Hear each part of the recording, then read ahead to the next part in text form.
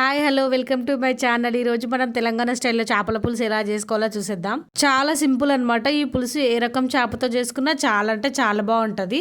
First అయితే మనం తీసుకున్న చేపలకి నాకు 3 ఉల్లిపాయలు పడతాయి. 3 ఉల్లిపాయలు నేను బాగా కాల్చుకున్నాను అనమాట. నిప్పుల పొయ్యి అయితే ఇంకా బాగుంటుంది. ఉల్లిగడ్డలు బాగా కాల్చుకున్న తర్వాత నేనైతే ఈరోజు చింతకాయలు వేసి చేస్తున్నా. అందుకే చింతకాయలు కూడా ఉడికించుకొని పెట్టుకోవాలి. మన పులుపుకు తగ్గట్టు తీసుకోవాలన్నమాట. చూడండి నేనైతే ఇన్ని తీసుకున్నా, మంచిగా ఉడికించుకుంటున్నా. తర్వాత ఒక మసాలా పౌడర్ చేసుకోవాలన్నమాట. ఒక హాఫ్ స్పూన్ మెంతులు, ఒక స్పూన్ జీలకర్ర వేసుకొని బాగా ఫ్రై చేసుకోవాలి. అవి బాగా ఫ్రై అయిన తర్వాత వాటిని తీసి పక్కన ఉంచుకోవాలి. అసలు తెలంగాణలో జీలకర్ర మెంతి పొడి లేకుండా చేపల పులుసు చేయరనమాట. ఫ్లేవర్ చాలా బాగుంటుంది. మీరు కూడా ఒకసారి ట్రై చేసుకోండి. ఇప్పుడు వీటిని మిక్సీ పట్టుకోవాలి. మంచిగా ఫైన్ పౌడర్ పట్టుకున్న తర్వాత అందులో మనకు సరిపోయినంత అల్లం వెల్లుల్లి ముక్కలు యాడ్ చేసుకొని, ఉల్లిపాయలు కూడా పైన పొట్టు తీసేసుకొని ఉల్లిపాయలు కూడా యాడ్ చేసుకోవాలి. ఉల్లిపాయలు ఇట్లా మంచిగా ఉడికిపోవాలన్నమాట. కాల్చడం చాలా బాగా కాల్చుకోవాలి.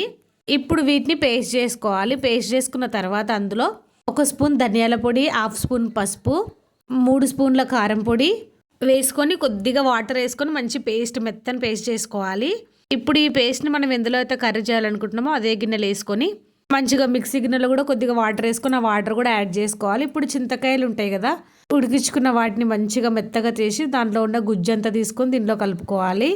మంచిగా చేయితో మిక్స్ చేసుకోవాలన్నమాట. మసాలాలు మొత్తం అంతా కలిసిపోవాలి. ఇట్లా బాగా కలిసిపోయిన తర్వాత ఇందులో కర్రీకి సరిపోయినంత ఆయిల్, నాకైతే 3 టేబుల్ స్పూన్లు పట్టింది, మంచిగా వేసుకొని పొయ్యి మీద పెట్టుకొని కొంచెం కొత్తిమీర, రుచికి సరిపోయినంత ఉప్పు వేసుకొని బాగా మరలించుకోవాలి.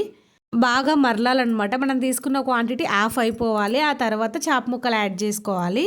నేనైతే ఫస్ట్ తల ముక్కలు యాడ్ చేస్తున్నాను అనమాట. ఎందుకంటే కొంచెం పెద్దగా ఉంటే వాటికి స్పేస్ ఎక్కువ కావాలి కదా. ఫస్ట్ అవి వేసిన తర్వాత మిగతాయి కొంచెం దూరం దూరం గ్యాప్ ఉంచుకొని మంచిగా పెట్టుకోవాలి.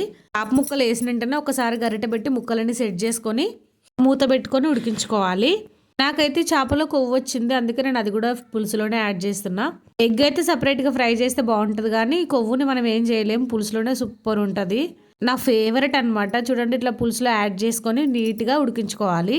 వీటిని చిన్న చిన్న పీసెస్గా చేసుకోవచ్చు, ఇట్లే కూడా యాడ్ చేసుకోవచ్చు. ఈ కొవ్వు ముక్కలు నేను తప్ప ఎవరు తినరు, అందుకోసమని ఇట్లా యాడ్ చేస్తున్నా. ఇప్పుడు మూత పెట్టుకొని 10 నిమిషాలు హైలో 10 నిమిషాలు సిమ్లో ఉడికించుకుంటే వేడి వేడి చేపల పులుసు రెడీ అనమాట.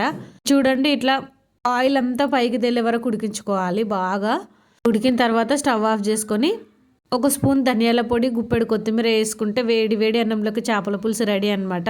మరి మా చేపల పులుసు మీకు ఎలా అనిపించిందో కామెంట్ చేయండి. వీడియో నచ్చితే లైక్ చేయండి, షేర్ చేయండి. అస్సాంలో మన వీడియోస్ కోసం ఛానల్ని సబ్స్క్రైబ్ చేసుకోండి. బెల్ని కొట్టడం అస్సలు మర్చిపోవద్దు. చూసారా మా చేపల పులుసు ఎలా ఉందో? చింతకాయలు కాబట్టి ఇంకా సూపర్ ఉంటుంది. వేడి వేడిగా తినేసేయడమే. మీరు మాత్రం సబ్స్క్రైబ్ చేసుకోవడం అస్సలు మర్చిపోవద్దు. మరొక మంచి వీడియోతో మీ ముందుకు వస్తా. అంతే, వీడియో బాయ్ బాయ్.